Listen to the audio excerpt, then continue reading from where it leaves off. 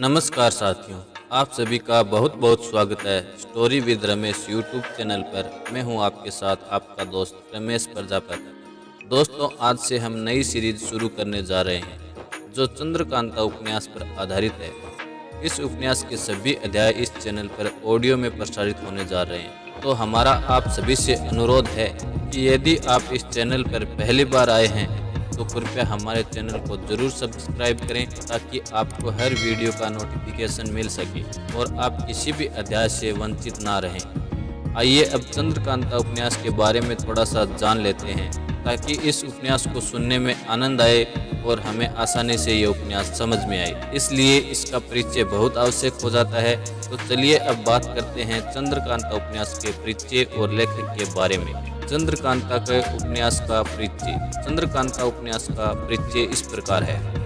चंद्रकांता हिंदी के शुरुआती उपन्यासों में से एक है जिसके लेखक देवकीनंदन खत्री हैं। सबसे पहले इस उपन्यास का प्रकाशन सन 1888 में हुआ था। यह लेखक का पहला उपन्यास था।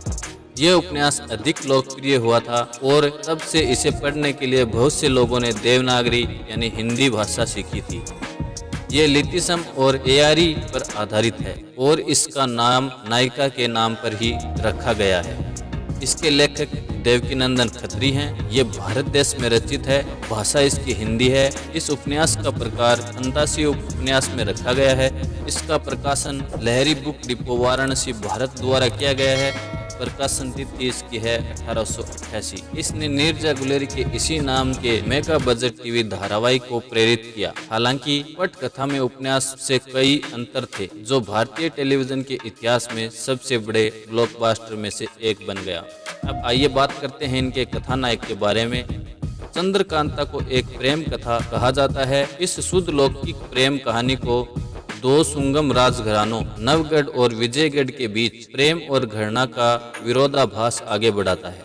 विजयगढ़ की राजकुमारी चंद्रकांता और नवगढ़ के राजकुमार वीरेंद्र विक्रम को आपस में प्रेम है, लेकिन राज परिवारों में दुश्मनी है। दुश्मनी का कारण है कि विजयगढ़ के महाराजा नवगढ़ के राजा को अपने भाई की हत्या का जिम्मेदार मानते हैं। हालांकि इसका जिम्मेदार विजयगढ़ का महामंत्री क्रूर सिंह है जो चंद्रकांता से शादी करने और विजयगढ़ का महाराज बनने का सपना देख रहा है। राजकुमारी चंद्रकांता और राजकुमारी वीरेंद्र विक्रम की प्रमुख कथा के साथ साथ AR तेजस्वी तथा AR चपला की प्रेम कहानी भी चलती रहती है।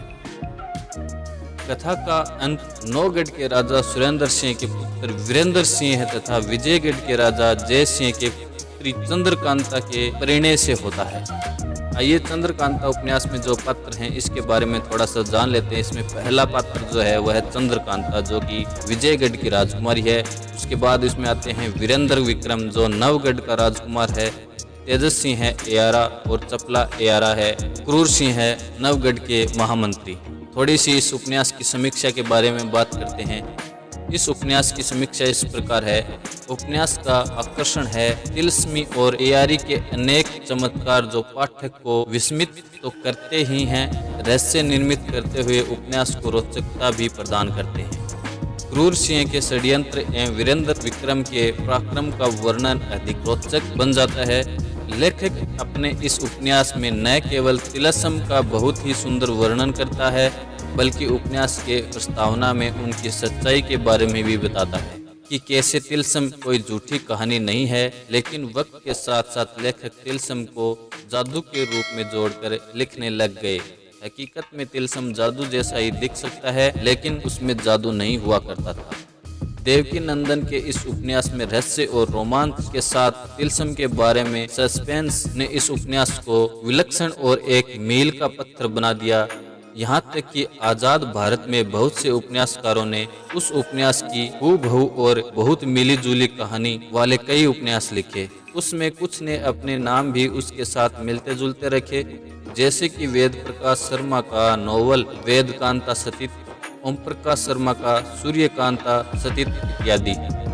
थोड़ी सी बात करते हैं देवकीनंदन खत्री इस उपन्यास के लेखक के बारे में। देवकीनंदन खत्री भारतीय लेखक हैं और ये बहुत बड़े उपन्यासकार हैं।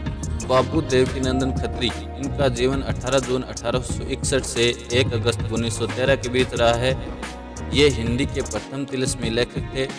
उन्होंने चंद्रकांता सतती, काजर की कोठरी, नरेंद्र मोहिनी, कुसुम कुमारी, वीरेंद्र वीर, गुप्त गोदाना, कटोरा भैर, भूतनाथ जैसी रचनाएं की। भूतनाथ को उनके पुत्र दुर्गा प्रसाद खत्री ने पूरा किया। हिंदी भाषा के प्रचार प्रसार में उनके उपन्यास चंद्रकांता का बहुत बड़ा योगदान रहा। इस उपन्यास ने सबका मन मोह लिया। इस किताब का रसास्वादन के लिए कई गैर हिंदी भाषाओं ने भी हिंदी सीखी। बाबू देवकीनंदन खत्री ने तिलस्म, एयारा और एयारी जैसे शब्दों को हिंदी भाषाओं के बीच लोकप्रिय बनाया। जितने हिंदी पाठक उन्होंने उत्पन्न किए उतने किसी और ग्रंथ ने नहीं किए। आइए बाबू देवकीनंदन खत्री की रचनाएं के बारे में थोड़ा सा बात कर लेते हैं। चंद्रकांता उपन्यास को पढ़ने के लिए लाखों लोगों ने हिंदी भाषा सीखी। ये उपन्यास 4 भागों में विभक्त है। दूसरा इनका जो आता है वो चंद्रकांता संतति आता है, जो कि चंद्रकांता की अभूतपूर्व सफलता से प्रेरित होकर देवकीनंदन खत्री जी ने 24 भाग वाली विशाल उपन्यास चंद्रकांता संतति की रचना की। उनका यह उपन्यास भी अत्यंत लोकप्रिय हुआ। तीसरा भूतनाथ। चंद्रकांता संतति के एक पात्र को नायक के रूप में देखकर देवकीनंदन खत्री जी ने इस उपन्यास की रचना की, किंतु आकस्मिक मृत्यु के कारण वे इस उपन्यास को केवल 6 भागों को ही लिख पाए। उसके बाद शेष 15 भागों को उनके पुत्र दुर्गा प्रसाद खत्री ने लिखकर पूरा किया। भूतनाथ भी कथा वस्तु की अंतिम कड़ी नहीं है। कथा यहाँ भी समाप्त नहीं होती। प्रकाशक लहरी बुक डिपो वाराणसी से पूछताछ करने पर पता चला कि इस कथा को अंतिम कड़ी शेर से लिखी जा रही है और इसका प्रकाशन संभवतः 2020 के शुरुआत तक हो गया है। इसके बाद इनकी और रचनाएं हैं कुसुम कुमारी, वीरेंद्र वीर उर्फ कटोरा भर खून, काजर की कोठरी, नरेंद्र मोहिनी, गुप्त गोदान इत्यादि। आज के इस वीडियो में इतना ही। आशा करते हैं आज का ये वीडियो आपको ज़रूर पसंद आया होगा। अगर आपको ये वीडियो पसंद आया तो चैनल को सब्सक्राइब कर वीडियो को लाइक और शेयर भी करें, ताकि आपके साथी लोग भी इस उपन्यास का आनंद ले सकें। आपको चंद्रकांता उपन्यास के बारे में ये जानकारी कैसी लगी कमेंट कर ज़रूर बताएं। जल्द ही इस उपन्यास का पहले अध्याय का पहला पार्ट आने वाला है, तो दिल थाम कर बैठिए हमारे साथ और आनंद लें इस रोचक उपन्यास का। जाते जाते चैनल को सब्सक्राइब जरूर करें, क्योंकि इस चैनल पर सीखने के लिए बहुत कुछ है। आज की इस वीडियो में इतना ही। मिलते हैं वीडियो के अगले भाग में। तब तक हंसते रहें, मुस्कुराते रहें।